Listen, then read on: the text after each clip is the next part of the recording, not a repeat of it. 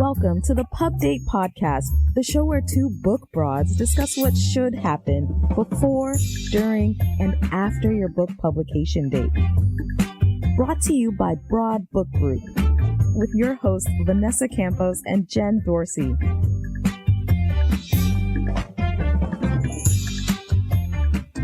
Welcome, everyone. It is the second episode of Spooky Season.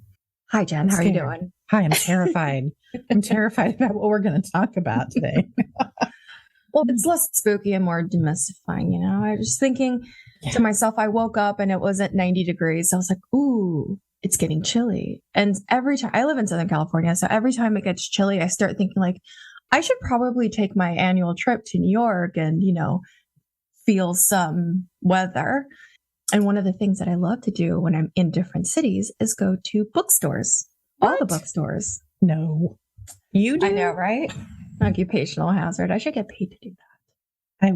I wish we could. I mean, we pay ourselves to do that, kind of, in the name of research. Research. Exactly. Right? Research. So one of the things that I always think about, like when I'm walking in, I'm like, okay, well, this is the new latest and greatest. And this is like, you know, this is what's selling. And sometimes what's selling isn't the latest and greatest, which I love. Backlists are great for publishers. Yep. But I always have my authors in mind. I always have, you know, our self-published authors, our traditionally published authors in mind. And always in the back of my mind, I think, how did the books get here? And how are we going to get our authors' books in the bookstore? Magic. That's it. See? Boom. You wrote it. It's done. there. Answer. That's the end of the show, guys. Have a great week. Thank you. Bye. It's not magic. Oh, yeah. I was kidding. It's not. So we talk a lot about how books are made, you know, kind of like how are babies made, but how do books get to the bookstore, like physical bookstore, if you're so lucky to get that placement? Because we all know space is limited, lots of books out there, but how do books make it to that bookshelf? Excellent question. We should answer it today.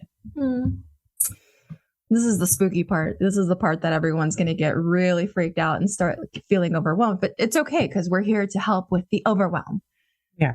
So the answer is distribution. Let's talk about that. Distribution. Capital D, distribution. That sounds like a really in the weeds kind of inside baseball word, but it's not. It's the way anything gets to any store. Books are no different, right? Right. I mean, they are, and it's product. It gets to the store. You know, your laundry detergent gets to a store. So do your books. And the way that happens is distribution. Right. Absolutely. So let's unmask it. Yeah, let's talk about that. So if you're a traditionally published author, book publisher takes care of distribution, right? Indeed, they do. Yes, which is a big reason why a lot of people obviously want to do that. They want to go that route because they are not the ones having to figure out the very complicated way that book distribution happens. And it can be very complicated. So yes, that is on the publisher. So there's a lot that goes into it, as you and I both know. So let's dig into it a little bit. Here's the 50-cent tour. All right. Or the nickel tour, even. It's the short tour. The short version is that you get a book deal and hopefully you get a nice advance, or at least any advance. It can be modest. You write your book. It goes through all the different stages, editorial and development and design and layout and proofing, and ta-da, then there's a book at the end. So once that happens, once your beautiful book is ready to roll, or actually, let me back it up. Distribution, you should even think about before it goes to the printer. So before it even goes to the printer, your publisher is having conversations with their book distributor.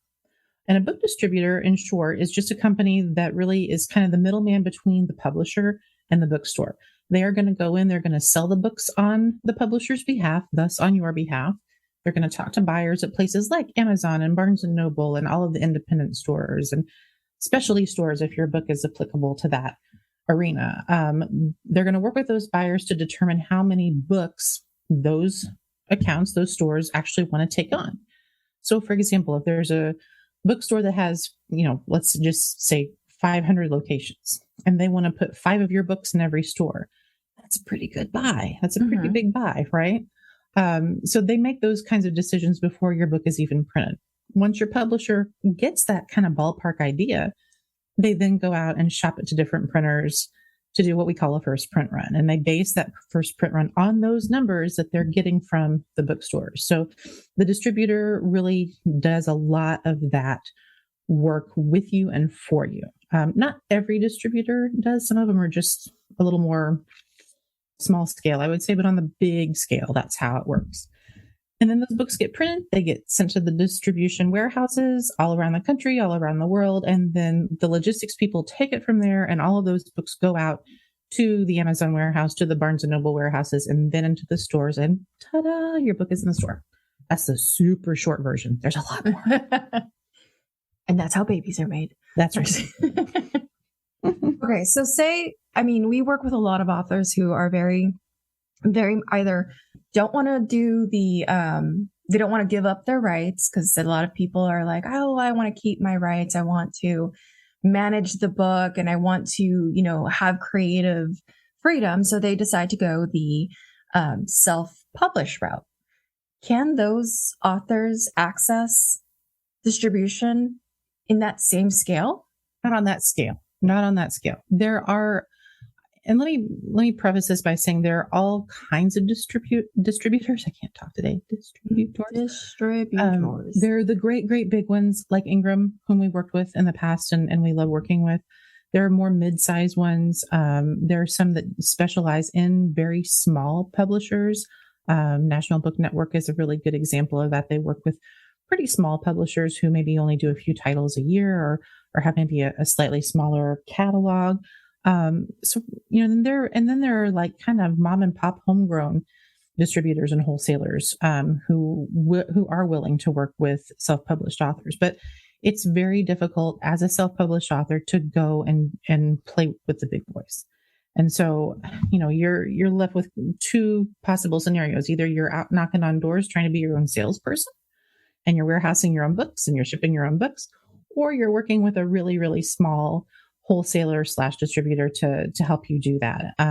But those deals they're hard to find. And not to say that they cannot happen, but I think if you don't understand the book business and you don't know how it works, you are at a real disadvantage to try to get out there and get your book into distribution if you're not working with a publisher. And keep in mind too, you don't have to be with a big publisher for distribution to work. I mean, places that are as big as Ingram work with really small presses as well. They work with all kinds of publishers, but they work with people who are in the business, who know the business. Right. But let's say that, you as an author, you're stubborn and you want to figure it out on your own. There's still options there. And I think, we've talked about this in a few episodes, and we talk about the difference and the pros and cons of doing this when it comes to, I'd like to call it digital distribution. I don't even know if is that the term? That's the term I use. Yeah. All right. We'll go with that. Digital distribution is something that you can definitely do if you're planning on going at it solo. I would definitely encourage you to work with a book consultant that understands distribution on that, traditional level, so that you can benefit from that and really mimic some of the things that are necessary so that you get some of that attention. But you can definitely do it through like Ingram Spark and Amazon's KDP. You can. And sometimes if you start with digital distribution, that can then, if you do well and if it performs well, that can get the attention of Amazon. It can get the attention of some other, bookstores or independent stores, and you might get a physical copy buy based on that. And we've seen that happen before too. So I'm with you. I always say kind of know what your goal is and know, and be realistic with yourself. If you are an independent solo press, it's just you and just your book, you're probably not going to get it into, a ton of Barnes and Nobles. That's probably not going to happen. But yes, you can absolutely get it digitally distributed through all of the channels and get it out there and then start building a reputation. And you and I know a lot of people who either solely distribute that way or they started that way and then it turned into something bigger.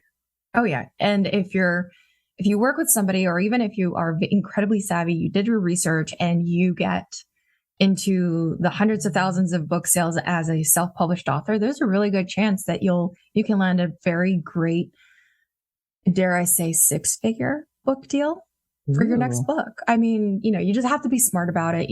Like you said, you have to do your due diligence. You have to figure out what your goals are. So if your goals are to get it into the hands of your clients, you might not need distribution if you're not thinking like more clients outside of the current clients. If it's going to be just for like your workbook, then the people are coming to it and you might not need full distribution. You just need a place to print on demand. So if somebody buys the course, then somebody buys the book and then it gets printed and then it gets sent. Easy peasy. You still make a decent, $2-3. I shouldn't say that because it really depends on your pricing model and your page count. And, since you bring that up, that is a caveat that I would give about big distribution too, right? Yes. Right. Because when you're working with let's say, you're working with a traditional publisher, you're going to get distributed, whether it's through Ingram or Simon & Schuster or Wiley or, all of these publishing companies also have distribution arms too, or not all of them, but a lot of them. So when you work with a distributor in that way, it is a business. So, they're going to take a percentage of the sales as well as your publisher taking a percentage of the sales. So unless you're going to move a lot of volume and it's a big book and you're not going to retire on your book, as we've said many times in the past on this show. And so even if you get that big fancy book deal and that big fancy distribution deal, know that everybody along the line gets paid at some point. So it just is what it is. It's part of the business, but you should know that it's the pricing of that is baked in and for good reason. I mean, they're doing a lot here. They're going in and being your salespeople. They're warehousing your book. They're being your logistics company. They're accepting the returns from the bookstore. So what distributors do is a lot. Yeah, it is. And I think we usually it's magic. It goes from your book. You're done with your book. You send it to the printer and then it appears at the bookstore. And that's not the case. And I think that is, that comes to a shock to a lot of people when they start looking at, I got a book deal and I get a royalty now. And then you were like, well, why do I get such a small royalty? And then you start really digging into it. There are a few books out there for people who are interested in how to, profitable publishing and what have you. We have a few of those books on our bookshop website, if you really are interested in the nitty gritty of it all. But you start thinking about it, it's like, wow, it really is a business. And it's a tough business to be in, especially if you don't have experience. It is. And a big reason that is such a tough, weird business is a thing called returns. Oh my God, yes. I don't think most people realize that the book business is fully returnable at any time. Anytime. You can get books back that you sold 10 years ago. And that has happened to me. I have at different places I've worked. That has happened. And 9 times out of 10, you cannot resell those books. Books are tough to remainder these days. They're not, the remainder business is not doing that great. And so that's another reason, because you get stuff back that ultimately has to be pulped. And then, you've spent a lot of money shipping books and taking books back and for nothing. So it's really a funky business. And I would encourage anyone who works with any kind of publisher, when you get that first royalty statement, ask someone to walk you through it, because they can explain how all those charges work and how distribution is baked into that so that you can see what the math looks like. Right. Let's take a step back. What are remainders for all of our, novice authors out there? Oh, a remainder is when a book does get sent back from maybe a more traditional sales channel like B&N. It maybe is a little beat up, so it's not quite nice enough to put back into the mix of the regular inventory. So there are companies that buy those and sell them, whether they sell them at used bookshops or there are a lot of remainder events around the country. I mean, not so much lately because of COVID, but I think those will pick back up where it's like a book sale and it's at, the Hilton in a ballroom or something. And you go and you peruse the books. A lot of what you see there are remainders, and they're being sold at rock bottom, pretty much at cost prices, because they got a nick on the cover or they got page ripped out. And that's what those are. Yeah. They're slightly damaged, but they still need a home. That's right. They're like people, Well, we like to think of them as people. There's a little something wrong with them, but they're still good. They're good. They're good. They're just a little disabled.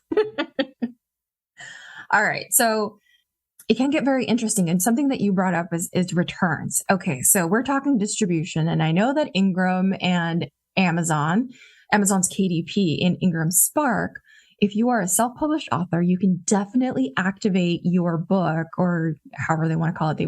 You can make it so that your book is available and sold worldwide.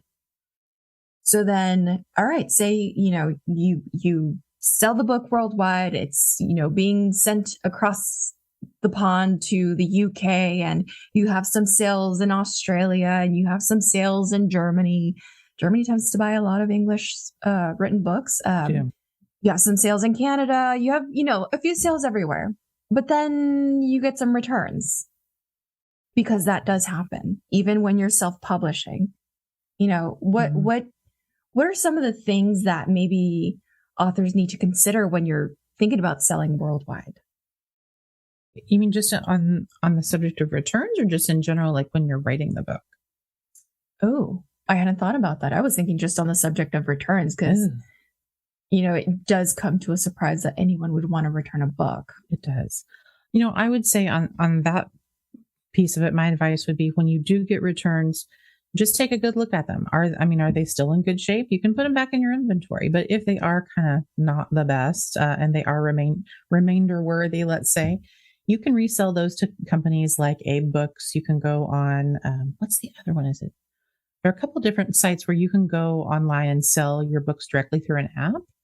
That's kind of similar to eBay, but for books. Pango, that's it. There are quite a few of those out there. So, you can still make money on your book. You just may not make as much.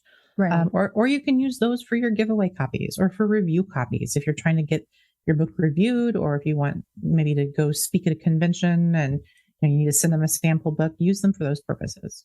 Right. I'd like to get a little sticker or a stamp that says, review book or not for sale, just so that they know it's like, hey, this might not be in the best condition, but it's still good material.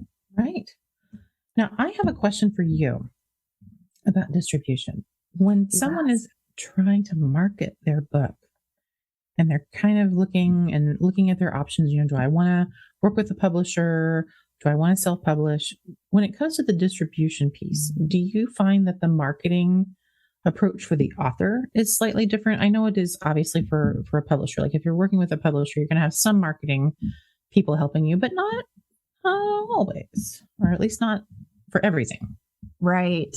So when it comes to marketing your book, obviously, you see it in your royalties when you work with a traditional publisher. You have a team, they get a percentage, it's commission based.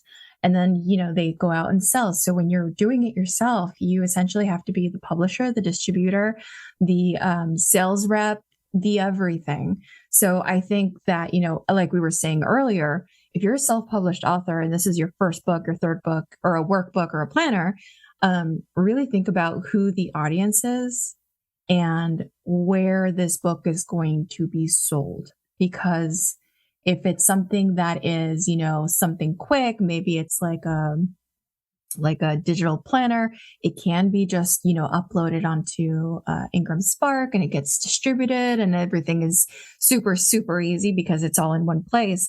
I would say that if you are looking to do marketing for a book that is intended to create more clients, then I would definitely consider a larger distribution. I love Ingram for this reason, because they allow you to do more than just the 6 or 7 keywords that Amazon, does for you. And Ingram will distribute to Amazon, the libraries, the independent bookstores, all of the places that you didn't even know you could sell books at. It's pretty great to tap into that. But keeping that in mind, you have to be smart about how you set up your distribution. So you can set up your distribution to be worldwide. So if you already know that you're speaking in Australia, you're going to New Zealand, you are that type of author, then it's worthwhile to turn those things on. But then you get into the returns. And I think Ingram does a really good job of being very transparent about the fact that you can include like returns allowed, but then they get destroyed, which may make sense if you're seeing a lot of sales in another country, you don't want to print them there and then have them shipped here because that's a cost. Right. Everything adds up. Everything is money. Everything's money. It is. And speaking of money, we only have just a minute left, but I want to ask you, can you explain what marketing co-op is? Because that kind of is woven into the distribution piece too a little bit. Oh yeah. So marketing co-op is a very interesting thing. Amazon has their co-op, and then you have like smaller distribution and library co-ops that you can kind of have your publisher nominate your book for. So it means like it's an extra push during, either a campaign. A lot of libraries, and you'll see this, we have like National Hispanic Month, Diversity Month, BIPOC Month, the holiday season, gift season, etc. So there are a lot of opportunities that are easily available through distribution that I think that if you kind of tap in, if you are a self-published author, watch the retailers. Watch the retailers and what they're doing. Watch the bookstores and what they're doing and what they're celebrating, because I think that you could still piggyback on a lot of those things. And co-ops with distribution, there is a fee, of course. And when you're doing it yourself, there's a fee of you doing it. So, right. And basically marketing co-op is it's kind of pay to play marketing within various stores, right? So like if B&N is doing a special end cap for something, you have to pay to be a part of that. They don't just let you do it. Or airports. Mm-hmm. Oh my God. Oh, that's a whole show. That's a whole show. Tune in next week when we talk about airports and why those bookstores are super expensive marketing. Yeah, seriously. We'll talk about it. We will. That's a good show. Yeah, that's a good show. Yeah. All right. So I think I'm officially spooked out. How about you, Jen? I'm terrified. Yeah, let's do it. Let's go sell some books. Woo! Terrified in all the best ways, though. Yes. Absolutely. If it doesn't scare you, it's not worth it. Bingo. Absolutely right. Well, I'm scared to tell you, but our time's up. So this ends the show, but we will be back in a couple of weeks to talk more. Thank you so much to our producer, Paul Roberts, and our executive producer, Emily Carpenter Pulskamp of Little Red Communications. We'll see you next time. We hope that you gained some valuable insights into the world of book publishing. Head over to broadbookgroup.com to learn more about us and all our services. And be sure to check out all our social media at Broad Book Group. Until then, keep publishing.